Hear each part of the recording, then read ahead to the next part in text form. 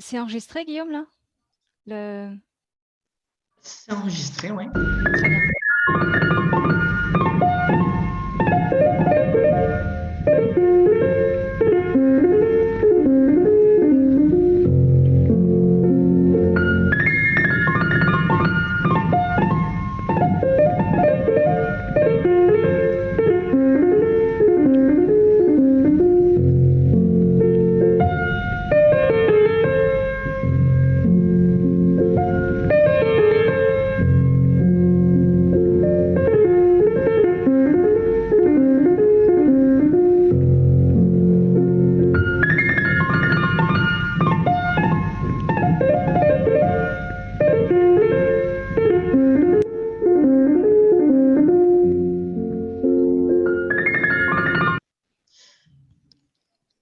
Je te laisse la parole, Mathilde.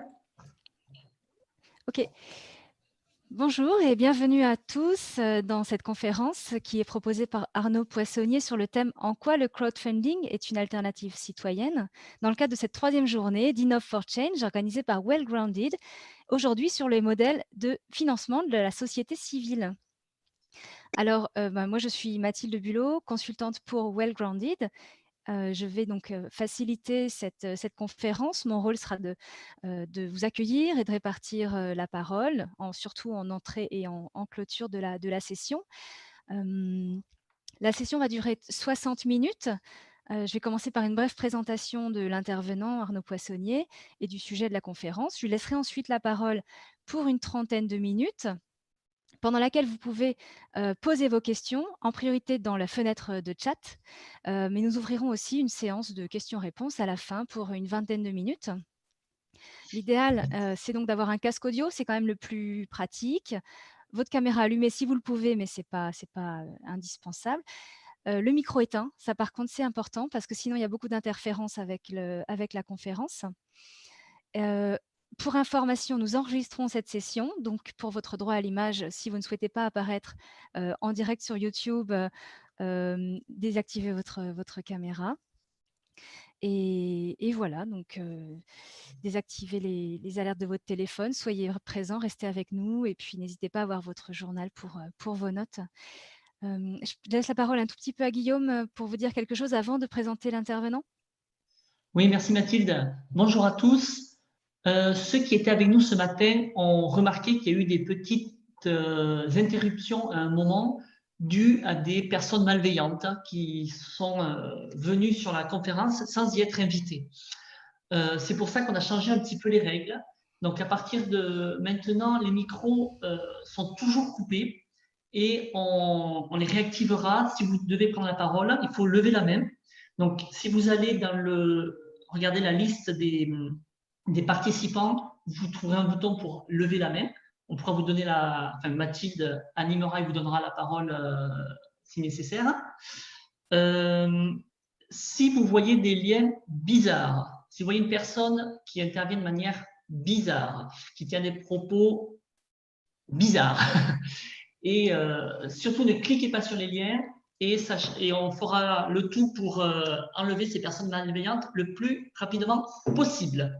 Voilà, mais ça se passe bien depuis on a repris la main dessus. Voilà, c'était juste pour avertir. Merci Mathilde. Bon, merci Guillaume. Alors, voilà, donc je vais vous présenter Arnaud Poissonnier, qui est un ancien banquier de gestion de fortune et qui a décidé d'opérer un virage à 90 degrés il y a 15 ans, et qui a travaillé pour une ONG française, donc, à partir de ce virage-là qu'il a pris, une ONG française Acted, avec laquelle il a développé des activités de microcrédit. C'était sa première approche dans le monde ONG. Il a ensuite créé un cabinet de conseil en innovation sociale et ensuite, en 2008, Babylone, première plateforme de crowdfunding européenne aujourd'hui.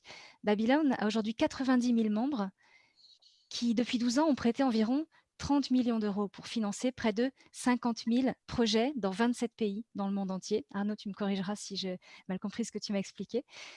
Et donc, Arnaud Poissonnier fait aussi en parallèle de cela, il écrit des livres sur le crowdfunding, sur le social business, en parallèle de la création de Babylone, ou Babylone, qui est un jeu de mots avec le prêt en anglais, loan.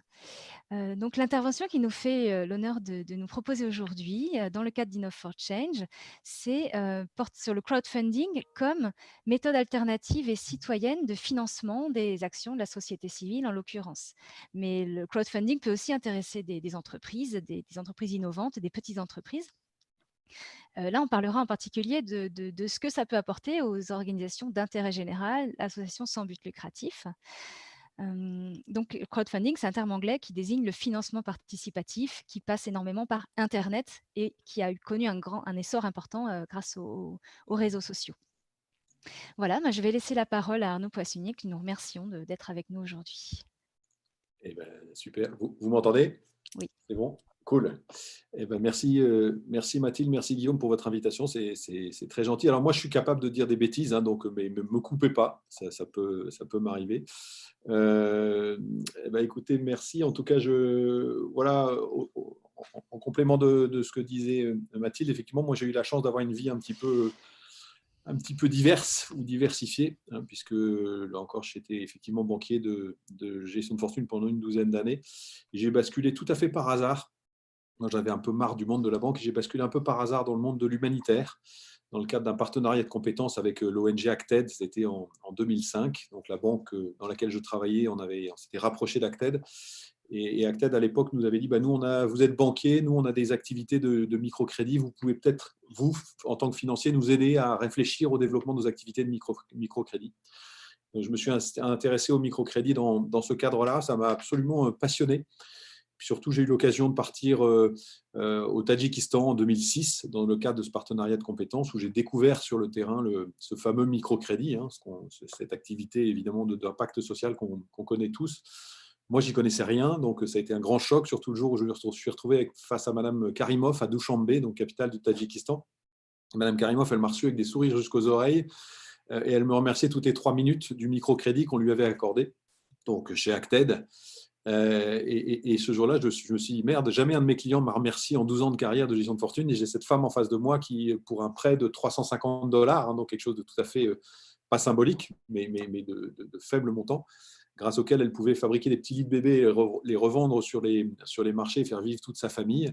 Et donc, elle m'était infiniment reconnaissante. Moi, je n'avais rien fait, j'étais juste en visite, mais elle nous était infiniment reconnaissante de cette contribution par un petit crédit de $350. Et donc, j'ai découvert le microcrédit par ce biais-là.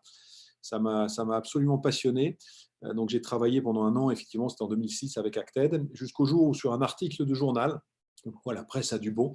Je suis tombé sur un article qui présentait, c'est un article de Courrier International, vous savez, cette revue qui synthétise des articles de presse tous les mois.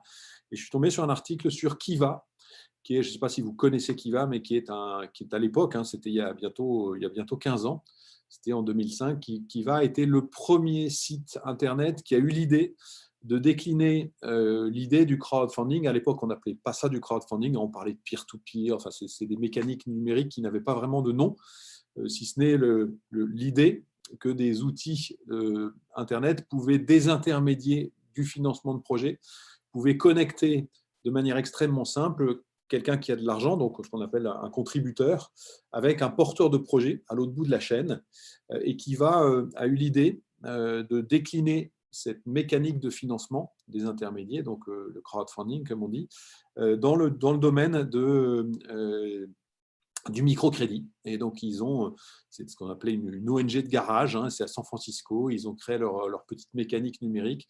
Ils sont allés chercher des institutions de microfinance, dont des acteurs de terrain dans les pays en développement qui délivrent du microcrédit, et puis ils sont allés les connecter à leur plateforme en proposant aux internautes américains de prêter de l'argent, donc d'apporter de la ressource financière à ces institutions pour qu'elles puissent financer plus de bénéficiaires de microcrédit. Et ils l'ont fait d'une manière très originale, puisqu'au lieu de le faire comme toutes les ONG le font, c'est-à-dire en proposant au grand public de donner de l'argent pour soutenir une cause, en l'occurrence, c'eût été la cause du microcrédit, ils ont proposé de le faire dans l'esprit du microcrédit. Et donc d'une manière, non pas sous la forme de don, mais sous la forme de prêt, en respectant l'esprit du microcrédit, on prête. Et ce faisant, Kiva a créé une espèce de révolution a été la première ONG, Kiva est une ONG, a été la première ONG qui, par un outil de numérique de crowdfunding, a fait le contraire que ce que faisaient toutes les ONG grand public depuis toujours, c'est-à-dire de la collecte de dons affectés à une cause spécifique. Eux, ils ont fait le contraire. Ils ont fait de la collecte de prêts à une cause extrêmement précise. Donc, une famille, un porteur de projet à l'autre bout du monde identifié sur la plateforme. Et ce faisant, ils ont fait ce qu'on appelle en marketing, ce qu'on appelle un océan bleu. Ils ont créé, dans l'univers des ONG, ils ont créé une disruption incroyable. Ils ont créé un nouvel outil de solidarité par le prêt, ce qui n'existait pas dans le monde de l'humanitaire, et pour des causes extrêmement petites. Donc, on choisit la personne qu'on veut parrainer, etc. Évidemment, quand on crée ce genre de disruption, soit ça ne marche pas du tout, soit ça marche très bien. Eux, ça a très bien marché puisque Kiva est devenu un monstre, le leader mondial du crowdfunding de microcrédit. Et c'est en découvrant Kiva qu'on a décidé, nous, de faire la même chose à partir de la France pour lancer une plateforme européenne. Et effectivement, Babylone est devenu, en une douzaine d'années, le leader européen de ce métier. C'est un métier très singulier, c'est une micro-niche dans l'énorme univers du crowdfunding. En tout cas, on a montré qu'on était capable de faire un petit peu nos preuves et d'avoir un peu d'impact par cet outil très innovant. Alors, au-delà de Babylone, puisque Babylone n'est qu'une petite expression des outils de crowdfunding, vous connaissez tous le financement participatif, ou en tout cas, vous en avez tous entendu parler forcément. Aujourd'hui, dans les grands outils de financement participatif, vous avez 3 grandes familles d'outils de financement participatif. Vous avez les outils de dons, dans lesquels vous avez 2 sous-familles. Vous avez les familles de dons purs, qui sont des plateformes qui permettent notamment à des ONG de collecter ce qu'elles font habituellement auprès du grand public par d'autres moyens, c'est des petits montants donnés à l'ONG pour la cause qu'elle porte. Vous avez ensuite les outils qu'on appelle dons récompenses, qu'on connaît tous, c'est Kickstarter, en France c'est Ulule, KissKissBankBank. Vous savez, c'est mécanique, vous allez donner de l'argent à un projet, en échange de quoi le projet va vous récompenser, va vous renvoyer une récompense pour vous remercier, pour vous gratifier du don que vous avez fait, ce qu'on appelle le don récompense. Le don récompense est quelque chose de très intéressant parce que c'est un outil qui n'existait pas avant. On sollicitait jamais un projet avec un retour, une récompense en retour. C'est le numérique qui a inventé une nouvelle façon de financer des projets, c'est-à-dire ce don avec une contrepartie. Donc ça, c'est les outils de don. Après, on a la grande famille des outils de prêt, dans lesquels vous avez le prêt solidaire, comme Kiva et Babylone par exemple. C'est du prêt sans rémunération. Donc on est sur une démarche hybride entre le don et l'épargne, mais néanmoins on est essentiellement sur une démarche philanthropique. Je prête de l'argent puis je vais récupérer mon capital, mais je n'aurai pas de revenus sur ce prêt. Vous avez ensuite les outils de prêt commercial, c'est le plus gros, c'est 70% de la collecte du crowdfunding dans le monde se fait sur les outils de prêt commercial, c'est-à-dire des plateformes qui permettent aux internautes de prêter de l'argent moyennant rémunération, du prêt d'épargne, à des projets de tout type, qui peuvent être des projets d'impact social, mais surtout en général, qui sont des projets de financement de PME traditionnels, voire même de financement de prêt à la consommation. Vous avez les plus grosses plateformes au monde, comme Zopa, comme Lending Club, etc. aux États-Unis, qui sont des plateformes qui permettent aux internautes de financer des gens qui cherchent du prêt à la consommation. Donc ça, c'est le monde du prêt. Et enfin, la troisième grande famille, c'est le monde du crowd equity, du crowdfunding d'investissement, qui permet aux entreprises, donc souvent c'est des startups un peu matures ou des PME un peu innovantes, de réaliser des augmentations de capital auprès des internautes, donc de lever de l'argent auprès de quelque part de petits business angels que sont la foule, que sont les internautes qui viennent sur ces plateformes pour investir au capital de ces entreprises. Voilà les grands métiers. Après, il y a des sous-déclinaisons, il y a du crowdfunding immobilier, il y a tout un tas de trucs, mais globalement, on revient toujours à ces 3 grandes familles d'outils. Alors, ce qui est intéressant, c'est de voir dans les sujets qui vous intéressent le plus, c'est de voir comment progressivement tous ces outils se sont déclinés sur le financement de causes d'intérêt général, que ce soit des ONG, que ce soit des acteurs de l'économie sociale et solidaire, de manière un peu plus large, notamment des entreprises sociales. Et en fait, quand on regarde l'histoire du crowdfunding, on s'aperçoit que dès le départ, en fait, tous ces outils se sont très très rapidement emparés de causes humanitaires et de causes sociales. Et mieux, c'est parmi les premiers sites qui se sont lancés, je vous parlais du prêt à la consommation, mais à côté du prêt à la consommation, parmi les premiers sites de crowdfunding qui se sont lancés, notamment au Royaume-Uni, ce sont des sites de dons pour des œuvres caritatives qui se sont déployés. Et aujourd'hui, vous avez énormément de plateformes qui se sont spécialisées sur le financement des ONG. Alors, quand on regarde, il y a des sites connus, hein, par exemple en France, des sites comme Hello Asso, hein, qui sont des sites qui vont faire le lien entre la foule des bienfaiteurs, des contributeurs et les ONG qui cherchent projet par projet à lever des fonds. Mais si on regarde d'un peu plus près, au fond, quand on regarde ces sites de crowdfunding, de dons pour les ONG et qu'on cherche une valeur ajoutée, cette valeur ajoutée n'est pas énorme. C'est-à-dire que ce sont juste des sites qui vont permettre à une ONG, de manière numérique, de faire ce qu'elle faisait déjà avant, c'est-à-dire de la collecte de dons auprès du grand public. Avant, que faisaient les ONG? Elles font toujours d'ailleurs, à côté du crowdfunding, elles faisaient du marketing, elles faisaient des publicités à la télévision, elles faisaient du marketing, du street marketing. Hein, quand vous allez dans les grandes villes et vous sortez des grands magasins, on essaye de vous alpaguer en disant signez le papier pour mettre 10 balles par mois sur… Bon, voilà. Mais il y avait toutes ces techniques qui existaient déjà, qui étaient des techniques qui permettaient aux ONG d'essayer de capter et de mobiliser les foules sur du don en détail. Et donc, quelque part, les premières plateformes de crowdfunding, de dons purs pour les ONG, elles n'ont pas apporté grand-chose, si ce n'est la mise en numérique, la déclinaison numérique de techniques qui existaient déjà. C'était l'ONG qui cherche à draguer des bienfaiteurs. Par contre, ce qui s'est passé dans le début de l'histoire du crowdfunding, c'est au Royaume-Uni un site qui s'appelle Just Giving, qui existe toujours, et qui, lui, a totalement révolutionné le rapport de l'argent avec les ONG, notamment dans les techniques de collecte d'argent auprès du grand public. Et Just Giving, il y a une quinzaine d'années, ils ont inversé la logique de collecte d'argent en partant non pas des ONG, les ONG qui cherchent à dépenser du fric pour séduire des bienfaiteurs et collecter plus d'argent auprès d'eux. Eh ben, Just Giving a renversé la logique. Just Giving a construit une plateforme de collecte non pas basée sur l'ONG, mais basée sur les bienfaiteurs et donc les donateurs eux-mêmes. Et l'idée de Just Giving à l'époque, ça a été de dire, mais non, on va se baser non pas sur l'ONG, mais sur les individus en tant que tels qui, à l'occasion d'un événement qui leur est propre, ça peut être un anniversaire, ça peut être un mariage, ça peut être ma première participation au marathon de New York, ce qu'on veut. Donc, à l'occasion d'événements qui sont propres aux individus, proposés par une plateforme numérique à ces individus, lors de cet événement, de réaliser une collecte au profit d'une ONG, l'ONG étant choisie par l'individu lui-même, mais surtout, cette collecte, elle étant réalisée par l'individu, est extrêmement efficace parce que la collecte est réalisée autour, dans le réseau proche de l'individu. Quand on parle de crowdfunding, on parle notamment de dons, on parle souvent de ces fameux cercles concentriques. Donc, je suis porteur de projet, je vais collecter autour de moi, auprès de mes proches, ma famille, mes amis, les amis de mes amis, et puis après, le monde des inconnus. D'accord ? Eh bien, Just Giving a eu l'idée de proposer aux particuliers de créer des petites collectes autour d'eux, au service d'une ONG choisie par le particulier qui lance la collecte. Ils ont lancé cette mécanique et ils se sont aperçus qu'en fait, c'était 100 fois plus efficace que le marketing grand public et le street marketing des ONG, tout simplement.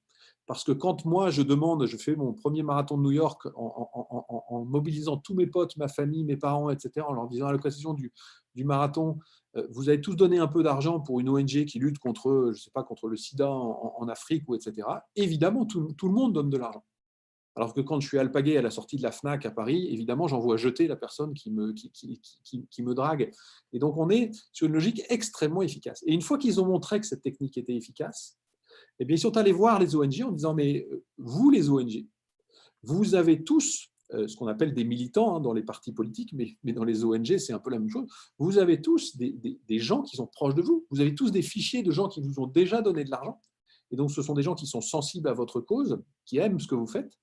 Eh bien, avec un outil comme le nôtre, allez voir ces personnes en leur proposant de collecter pour vous, c'est-à-dire de créer des petites collectes à l'occasion d'événements qui leur sont propres, de faire des petites collectes autour d'eux pour vous. Et là, d'un seul coup, on est beaucoup plus efficace. Et la grande révolution du crowdfunding de dons, j'ai envie de dire, ce n'est pas tant les plateformes classiques de dons, elles existent, tant mieux, elles sont facilitatrices de collecte d'argent pour les ONG, mais c'est surtout ces plateformes qui ont inversé la logique de collecte en faisant porter la collecte non pas sur l'ONG, mais sur les militants, donc les ambassadeurs de l'ONG, et c'est beaucoup, beaucoup plus efficace. Et avec ces mécaniques, on a évidemment des effets de levier qui sont absolument considérables sur la collecte. Et ça, ce sont des techniques qu'on ne connaît pas forcément très bien, Mais quand une ONG s'en empare, quand elle apprend à maîtriser ces outils, eh bien, ça peut aller très, très vite. Et en plus, ça contribue évidemment à la notoriété de l'ONG, puisque quand un ambassadeur de l'ONG fait connaître l'ONG autour de lui, c'est au-delà de la collecte, c'est de la notoriété, c'est de l'image de l'ONG qui se déploie un peu partout.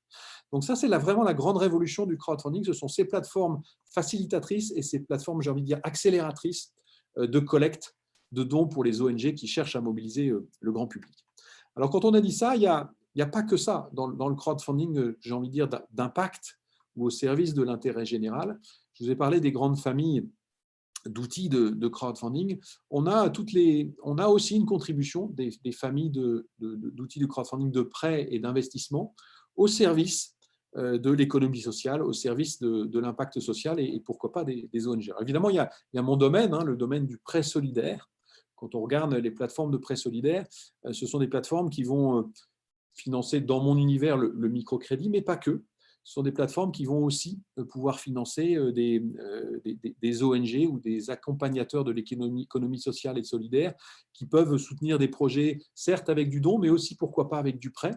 On voit beaucoup dans le monde de l'économie sociale et solidaire la délivrance de prêts d'honneur à des porteurs de projets qui vont être créer une entreprise sociale, créer un petit projet social générateur de revenus, enfin, etc. Et donc, on voit aussi ces outils de prêt, notamment de prêts solidaires, qui vont aussi s'emparer du financement d'une partie des activités de l'économie sociale et solidaire. En France, par exemple, on voit énormément de plateformes qui vont utiliser de projets de l'économie sociale et solidaire, des entreprises sociales notamment, qui vont aller chercher de la dette gratuite par du prêt solidaire via ce type de plateforme. Ça leur coûte pas cher et en fait, elles vont trouver de l'argent parce que sur ces plateformes, les contributeurs ne cherchent pas de la rétribution, mais cherchent du sens. Et globalement, d'ailleurs, l'émergence du crowdfunding dans ces premières années, qu'est-ce que c'était ? C'était l'idée que sur ces plateformes, on allait pouvoir financer, sans forcément en attente de retour, mais financer avec une partie de son argent des projets porteurs de sens, évidemment. C'est aussi comme ça que le crowdfunding a émergé. Et donc, on a l'utilisation aussi donc, des plateformes de prêt solidaire pour des financements de projets d'impact. On le voit aussi sur des plateformes de prêt commercial. Je vous ai dit tout à l'heure que le prêt commercial était beaucoup utilisé sur du financement de PME et du financement de crédit à la consommation.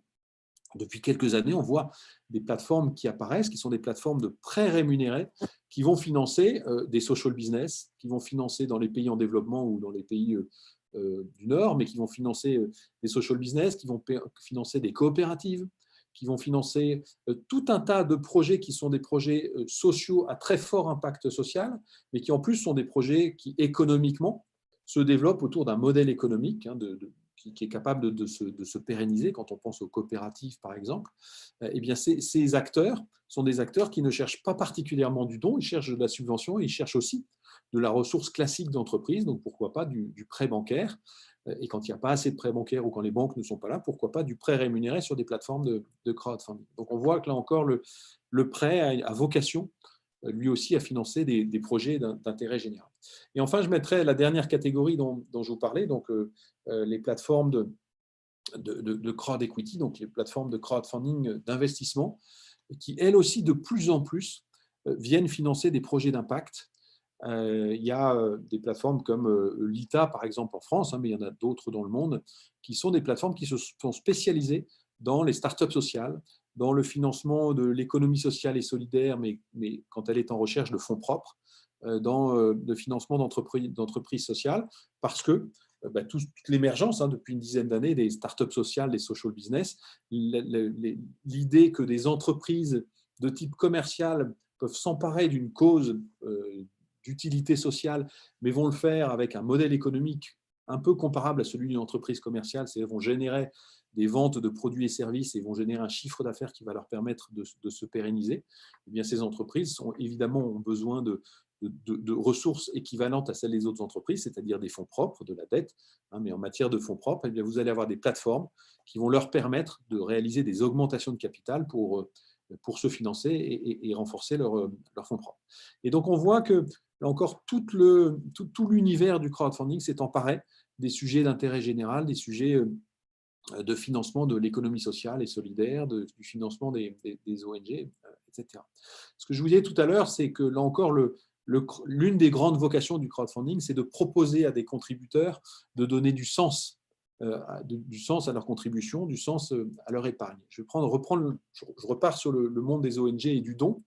Le crowdfunding a aussi apporté une réponse à l'un des reproches qu'on faisait à tort ou à raison, mais qu'on a beaucoup entendu autour de nous ces 20 dernières années, qui était de dire « Ok, les ONG essayent de collecter de l'argent auprès du grand public, mais au final, on ne sait pas très bien où va l'argent. » Parce que l'argent, une ONG va collecter 100 auprès d'une personne physique, mais les 100, à quoi vont-ils servir? Est-ce que les 100 vont être affectés au projet que je suis censé financer? Est-ce que l'ONG va garder 30 sur les 100 pour financer de nouvelles opérations marketing, pour aller chercher des nouveaux bienfaiteurs et de nouveaux contributeurs? Il y a cet éternel débat sur les ONG qui collectent auprès du grand public.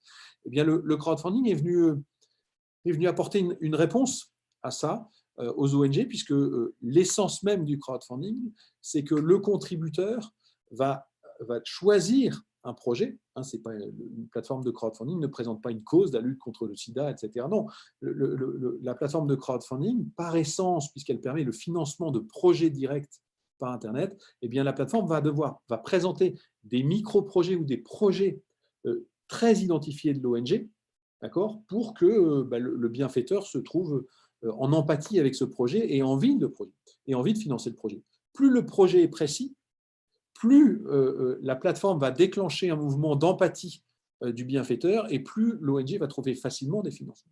Mais ce faisant, dès lors que la plateforme engage le contributeur et l'ONG dans le financement d'un projet spécifique, eh bien, l'ONG a obligation d'affecter l'intégralité ou une partie très importante du don qui a été fait au projet. Et ça a été aussi la force du crowdfunding que d'apporter de la traçabilité des flux d'argent donnés, d'apporter de la transparence. Je sais exactement où va mon argent. Alors, faut-il encore que l'ONG le fasse sérieusement, mais en général, ça se passe bien. Une forme de transparence où je sais où va mon argent. Donc, c'est aussi une forme de réponse à des problématiques qu'on a évoquées pendant des années sur les ONG traditionnelles. Alors, à l'inverse, on a des ONG qui, pendant une époque, au début du crowdfunding, se sont mis à critiquer le crowdfunding en disant « mais ce n'est pas aux ONG, c'est pas aux sites de crowdfunding de choisir le projet que le bienfaiteur va financer ». On a entendu ces critiques à l'époque. Je pense que c'est une erreur, parce que fondamentalement, là encore, plus le projet est identifié en ligne, plus les bienfaiteurs vont le financer facilement. On est aussi dans des outils qui permettent d'individualiser et de personnaliser l'aide. Je pense par exemple, nous, dans le microcrédit, vous avez là encore ce lien direct, fût-il numérique, entre le prêteur solidaire et le bénéficiaire de microcrédit au bout de la chaîne. Là encore, c'est la même logique que pour le don en crowdfunding. On sait à qui on va prêter son argent. Nous, on a des expériences très amusantes chez Babylone. On a des prêteurs, ce que j'appelle des serial prêteurs, donc des gens qui vont mettre des grosses sommes d'argent prêtées sur la mécanique et qui, chaque fois que l'argent va être remboursé, vont reprêter et qui nous disent à un moment, mais est-ce que le projet au bout de la chaîne, c'est Madame X, par exemple, dans un pays en développement, est-ce que la personne existe vraiment? Et mieux, est-ce que je peux la rencontrer?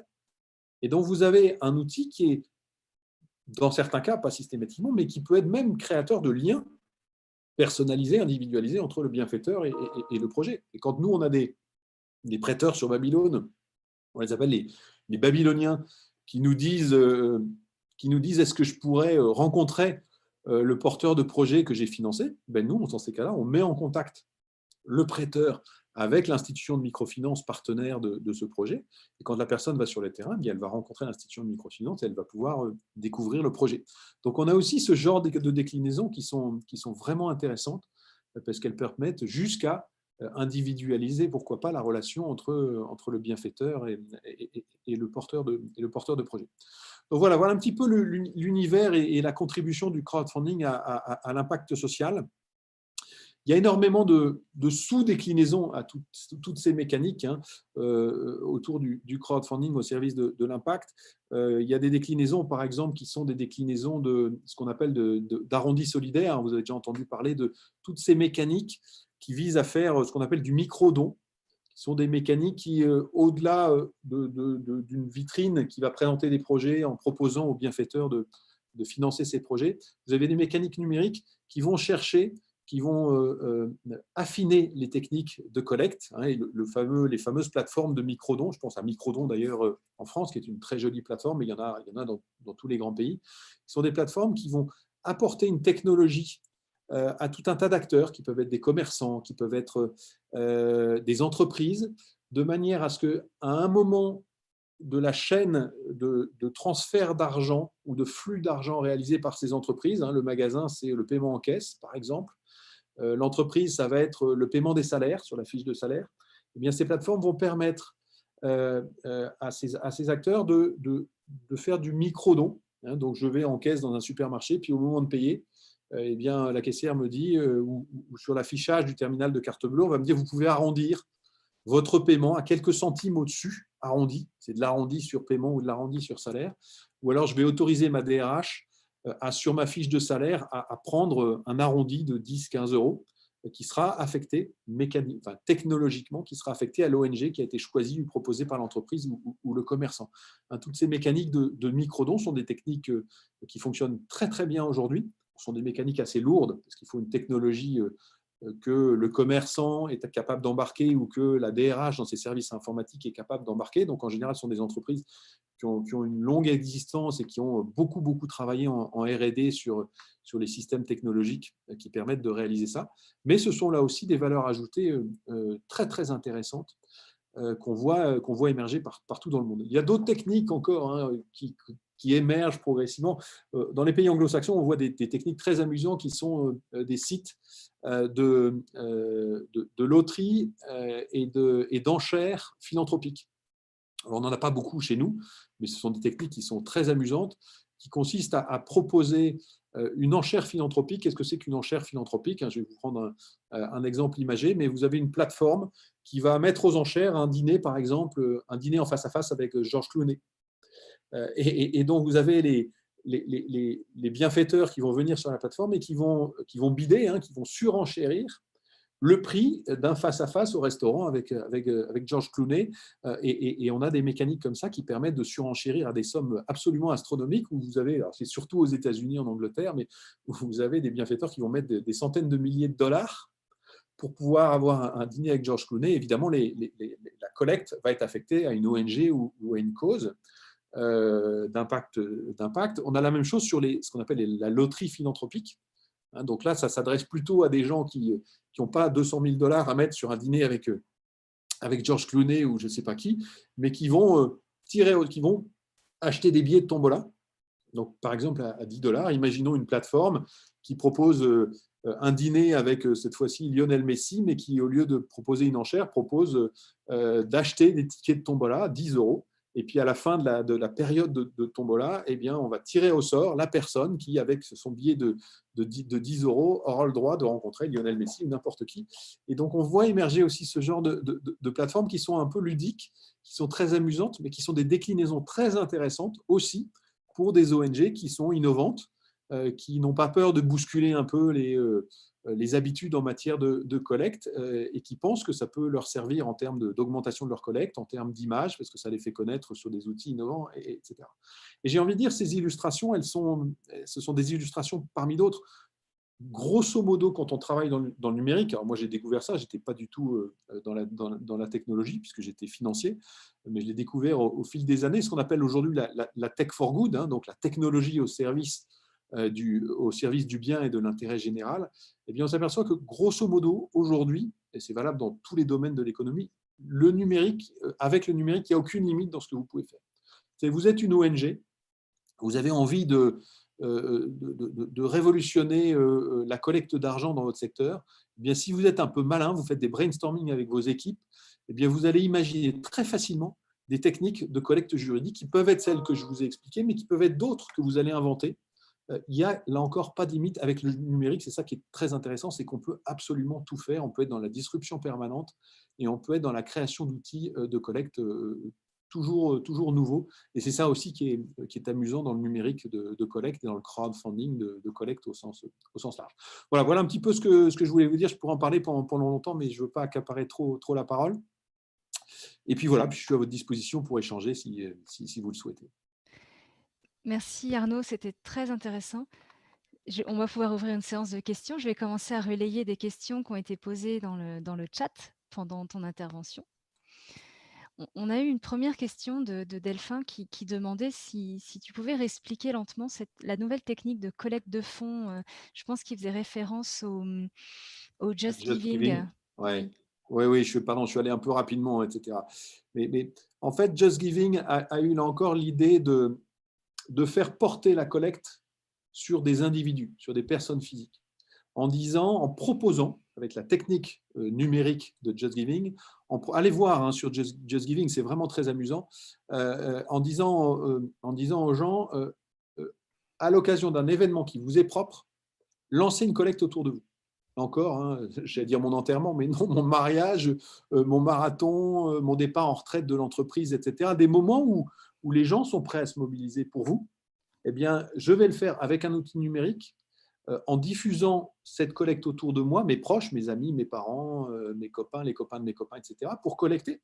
Et ça, c'est extrêmement efficace. Parce que quand je demande à tous mes meilleurs copains de donner de l'argent à ma collecte, ben évidemment, ça marche. Et c'est moi qui vais choisir l'ONG. C'est moi qui vais choisir la cause que je défends en tant qu'individu. Et ça, je vois que la suite de sa question était comment le mettre en place dans des sociétés pauvres? Comment mettre en œuvre cette… Alors, dans des sociétés pauvres, c'est toujours pareil. Hein, c'est des questions de… Il y a deux problématiques dans les pays moins riches, j'ai envie de dire, plutôt que de dire pauvres, mais il y a deux problématiques. La première problématique, c'est une problématique d'outils de paiement. C'est qu'on a un certain nombre de pays où les outils de paiement numériques ne sont pas forcément très développés, encore que, avec le mobile banking, on a des solutions qui sont souvent plus efficaces que celles des pays développés. Hein, mais on peut avoir cet obstacle d'être dans un pays où il manque d'outils de moyens de paiement faciles. Ça, c'est la première chose. La deuxième chose, après, c'est le pouvoir d'achat. Mais le pouvoir d'achat, il est relatif. Donc, pour vous donner un ordre d'idée, hein, sur les plateformes numériques de collecte de dons en France et globalement en Europe, le don moyen sur ces plateformes, il est de l'ordre de 50 €. Quand on décline ce genre d'outils, nous on le voit par exemple, hein, chez Babylone, le prêteur va mettre en moyenne 90 €.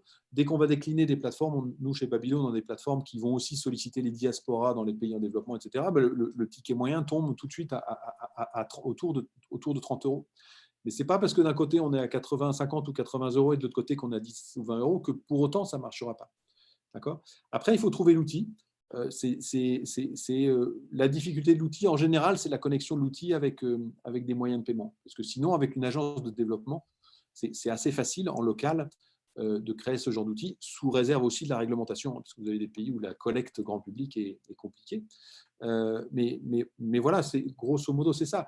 Il n'y a pas de raison que dans les années qui viennent, tous ces outils qu'on a développés, qui sont étoffés dans les pays développés, ne viennent pas irradier la société civile des pays en développement. Il n'y a pas de raison.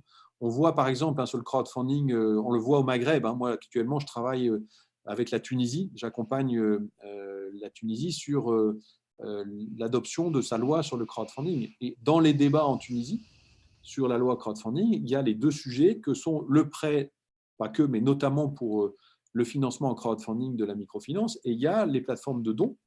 Hein, la Tunisie, les ONG en Tunisie n'ont pas le droit de solliciter le grand public pour faire des collectes d'argent, ce qui est un handicap énorme. Bien, dans la loi, je croise les doigts, mais les Tunisiens sont en train d'insérer cette possibilité.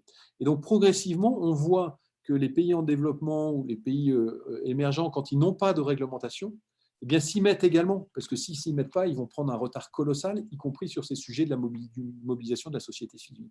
Après, vous avez des zones comme la zone UMOA, par exemple, hein, où c'est compliqué, parce que tout est centralisé au niveau de la réglementation UMOA, notamment sur les flux d'argent, les plateformes de prêt, parce que c'est considéré comme de l'activité bancaire, et c'est très très lent à bouger, il faut le reconnaître.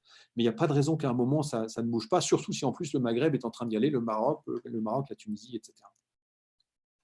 Ok, merci. Je vois une main levée de Moïse. À toi, tu peux réactiver ton micro pour poser ta question.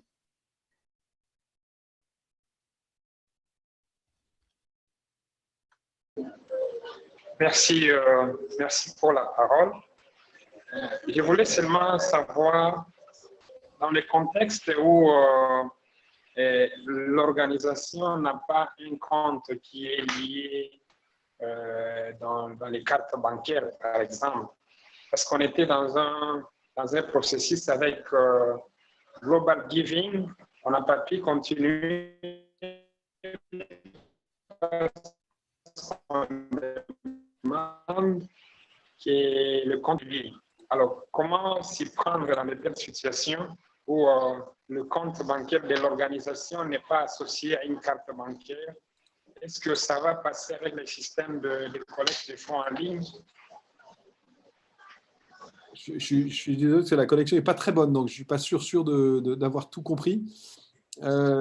J'avoue, là, ça revient sur ce que je disais, c'est vraiment des problématiques locales que, pardonnez-moi, je connais moins bien. Hein, mais globalement, il faut que l'organisation, évidemment, ait un compte bancaire et est un outil de paiement ou de réception d'argent qui puisse être connecté à la plateforme numérique. Hein, mais ça, je pense que c'est une question de développement technologique dans une zone considérée. Quand je vous parlais du MOA enfin, ou du Maghreb, par exemple, je pense que il faut absolument que l'organisation puisse avoir un système de réception d'argent ou de paiement qui puisse être connecté à l'outil numérique qu'elle va utiliser. Je pense que, notamment en Afrique, je pense que le sujet du mobile banking est un très bon sujet. Est-ce que l'organisation est capable de se connecter à une infrastructure de mobile banking et qui lui permette d'aller chercher les contributeurs, quelle que soit la façon de le diffuser en marketing, mais sur du paiement par téléphonie? Voilà, c'est ce genre de chaîne de technologie qu'il faut regarder. Et là, pardon, je n'ai pas de réponse précise à vous donner, mais ça va être, en général, ça va être du cas, par zone géographique ou par pays, en fonction de l'état d'avancement technologique des moyens de paiement. Je vais donner la parole à Salim qui lève la main. Salim Dewoko. Je vous demanderai de faire des interventions assez courtes pour qu'on puisse prendre un Oui, maximum de questions. Merci. exactement. Je suis de même point de vue de collaborateur tout à l'heure. Pour le contexte de l'Afrique. Oui. Particulièrement la République centrafricaine. La première des choses, la plupart des organisations, notre compte, par exemple, est géré par une seule banque qui est, par exemple, Ecobank en Centrafrique, qui n'est pas d'abord tout sur l'étendue du territoire, bien que dans le capital. Ça, c'est le premier cas. Ce qui va vraiment nous mettre des difficultés pour créer cette plateforme-là qui va nous aider pour l'autre-là. Moi, encore, Mobile Money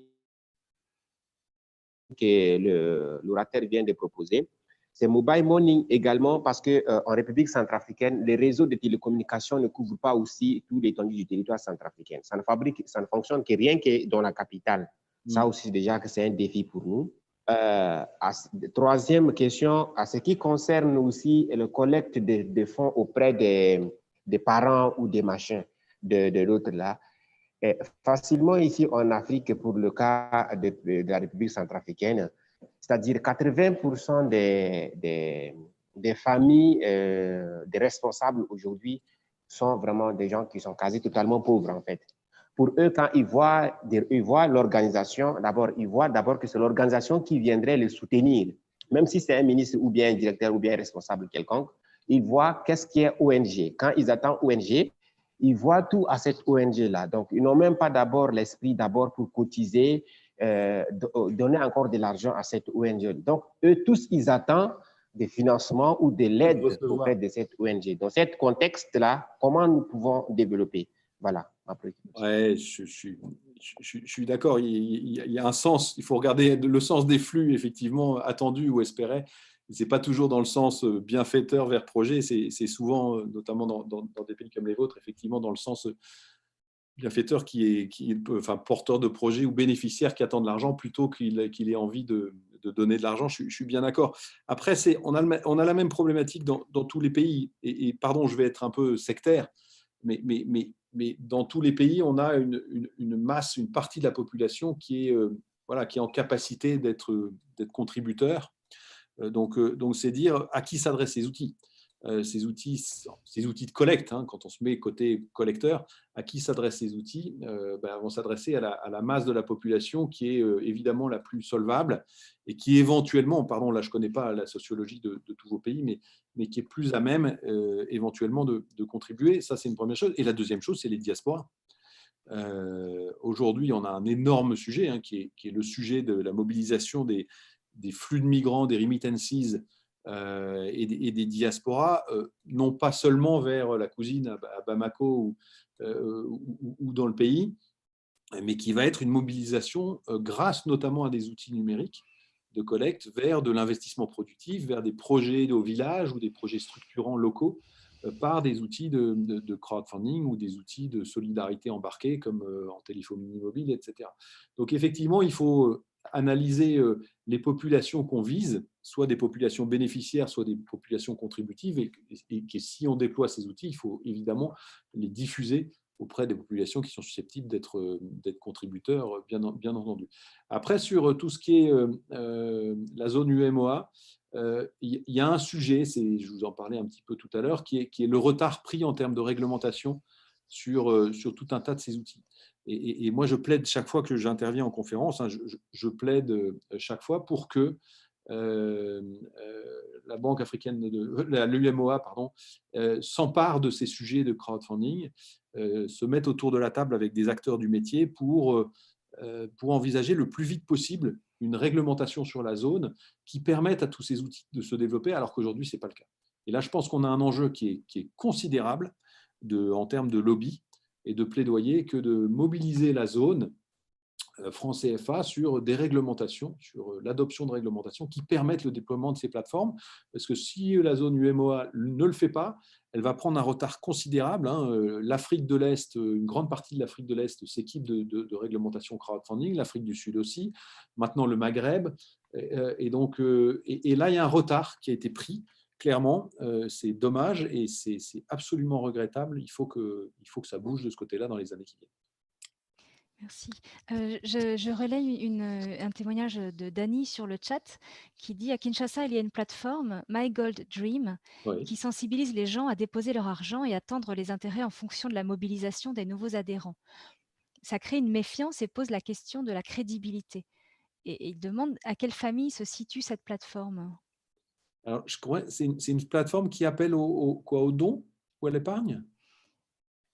À l'épargne, je comprends que c'est à l'épargne. Ou Dani, si tu veux intervenir pour préciser.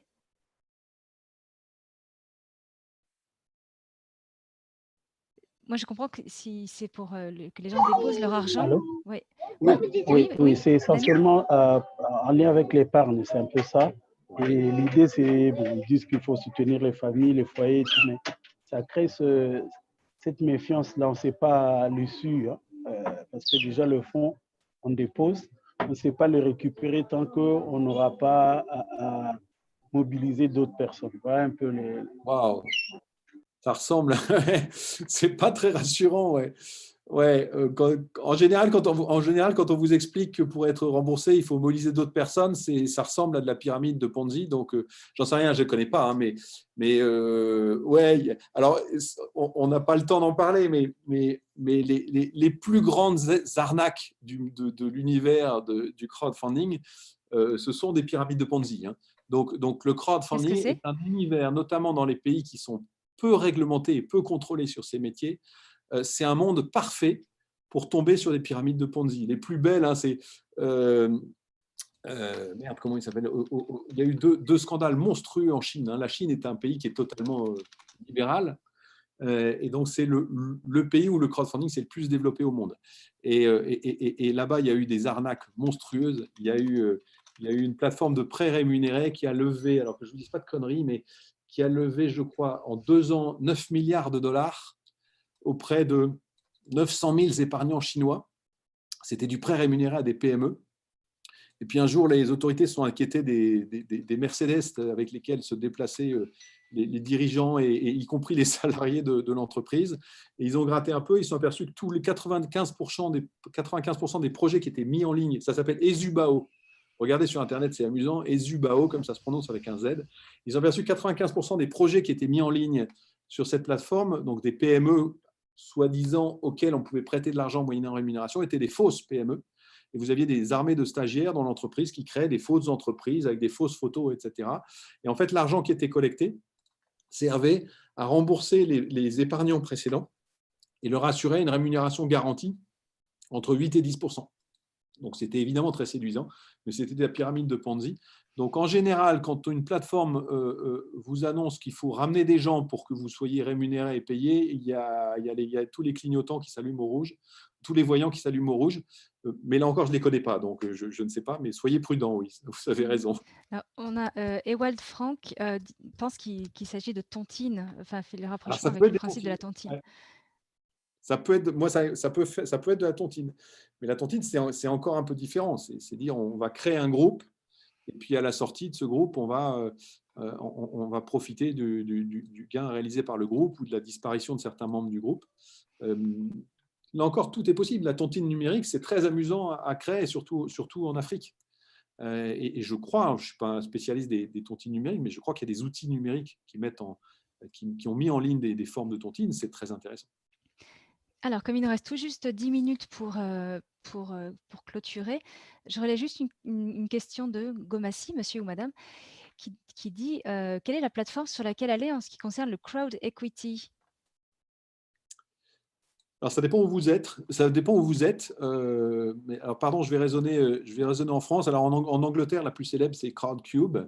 En France, il y en a un certain nombre. Il y en a 3-4 grosses. Il y a WeSeed, Anaxago, qui sont spécialisés dans les startups et l'immobilier. Je n'en ai pas parlé parce que le crowdfunding s'est beaucoup développé aussi sur le domaine du financement de la promotion immobilière.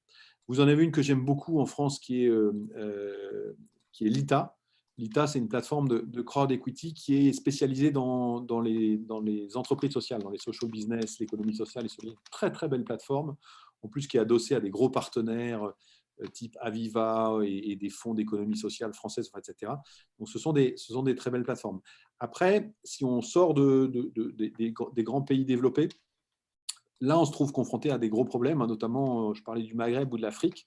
C'est qu'en fait, aujourd'hui, vous n'avez pas de plateforme en fait, qui permette de la collecte directe d'equity sur du projet africain, du projet maghrébien, etc. Tout simplement parce que les réglementations en matière d'investissement en equity sont extrêmement contraignantes. Vous savez, on est dans le monde de l'appel public à l'épargne, puisque le risque est élevé sur l'investissement en capital dans une entreprise, donc on tombe très vite dans le monde de l'appel public à l'épargne. Et là, en matière d'investissement au capital d'entreprise, notamment dans les pays africains et du Maghreb, là, les contraintes sont tellement fortes que soit les déclinaisons numériques efficaces ne sont pas possibles, soit tout simplement elles sont interdites.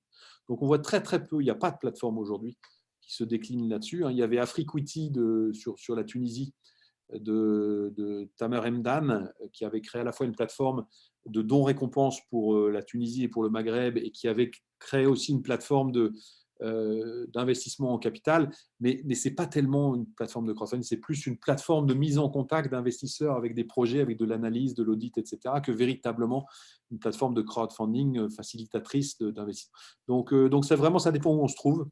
C'est le métier le moins développé dans le monde. Vous avez 60-70% des transactions qui se font sur du prêt. Vous avez 20-30%, je n'ai plus les derniers chiffres, mais sur du don, et vous avez 7-10% sur de l'equity, parce que c'est le métier qui est le moins diffusé dans le monde. Ok. Alors, je voudrais redonner la parole à Delphin, qui lève la main depuis un moment. Ensuite, Pierre Germain. Et après, j'ai d'autres interventions sur le chat qu'il faudra relayer avant de clôturer. Il reste très peu de temps. Je vous demande des interventions courtes, s'il vous plaît. Delphin? Allô? Oui. Est-ce que vous m'entendez? Oui. Oui. Alors, je voulais intervenir par rapport à la technique sur laquelle j'insiste toujours. Je trouve que c'est très intéressant, les Just Giving.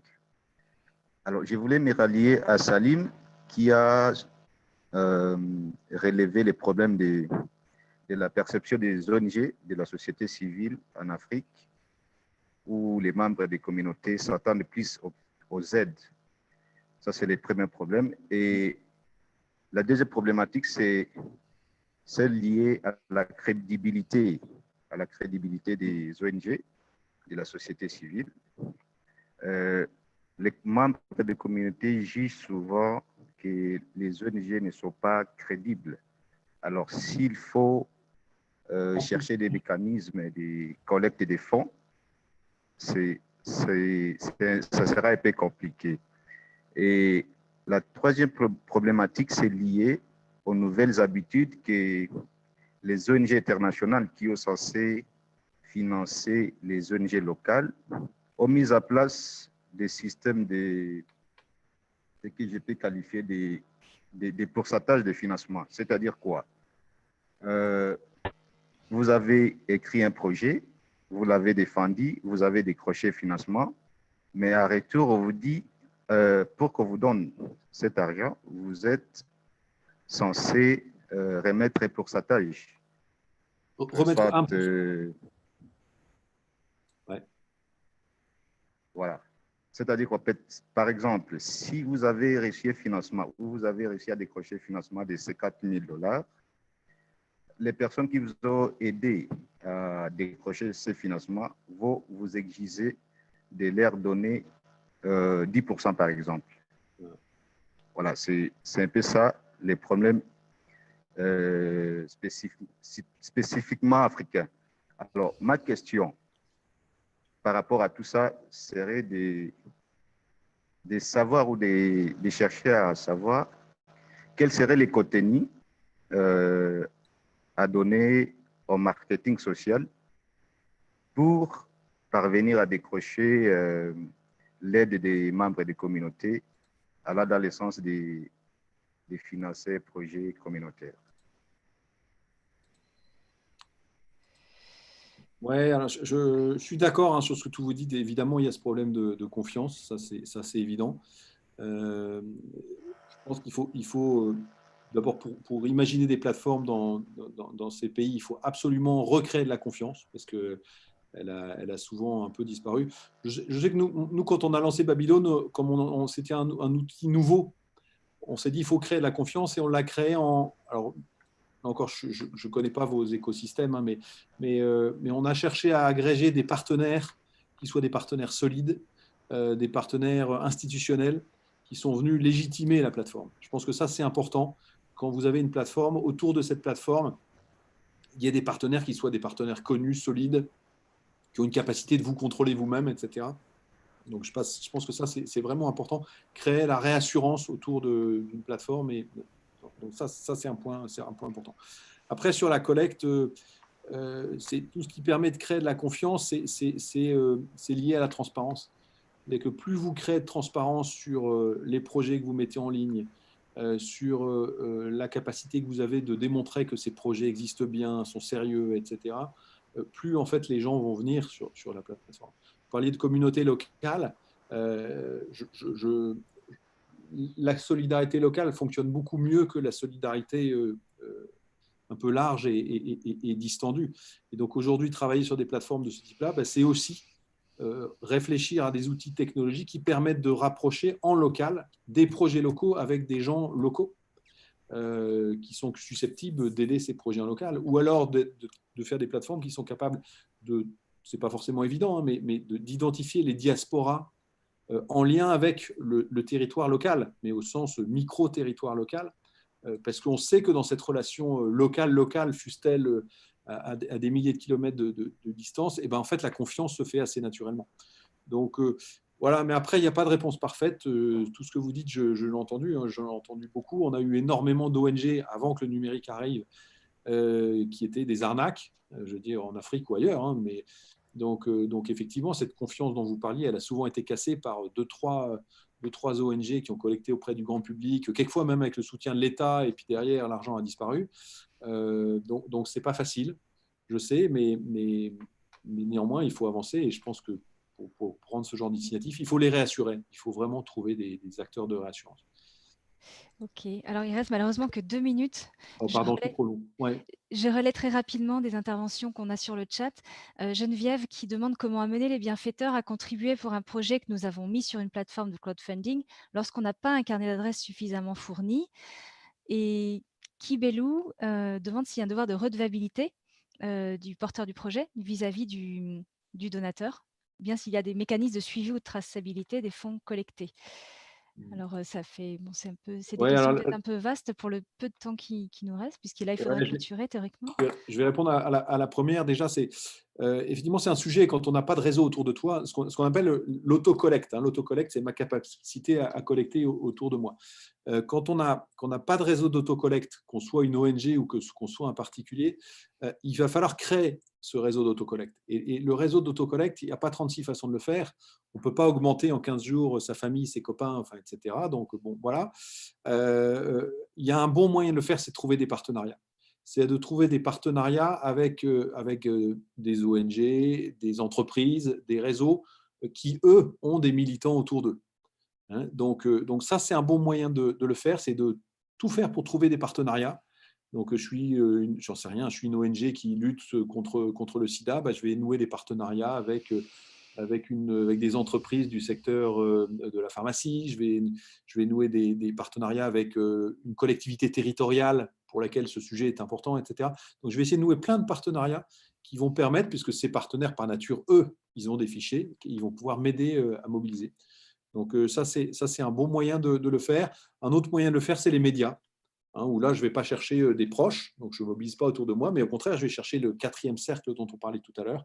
Et l'un des bons moyens de mobiliser le 4e cercle, c'est de trouver d'obtenir de la visibilité médiatique sur mon projet, sur l'originalité de ma plateforme, etc., pour aller toucher le grand public, tout simplement. Mais ce n'est pas facile. Il y a une espèce d'illusion qui circule dans le monde du crowdfunding depuis toujours, comme quoi, grâce au crowdfunding, l'argent tombe du ciel. C'est des conneries. Il faut vraiment avoir ça en tête. Quand on est sur des plateformes de bienfaisance, de prêts, de dons, de prêts solidaires, etc., on est beaucoup plus dans de l'autocollecte, ma capacité à mobiliser les réseaux autour de moi, que dans de l'argent qui tombe du ciel.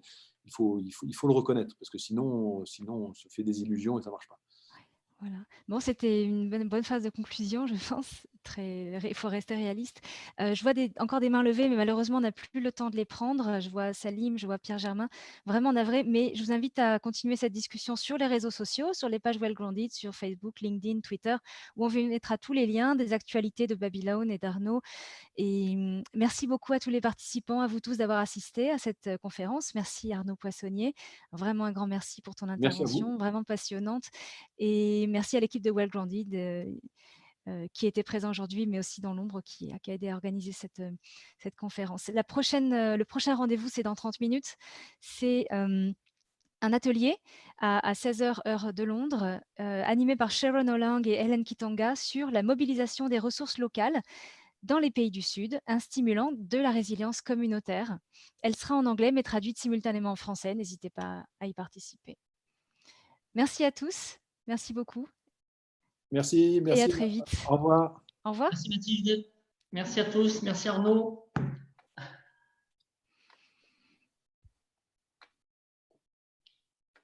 Attention, ça va couper.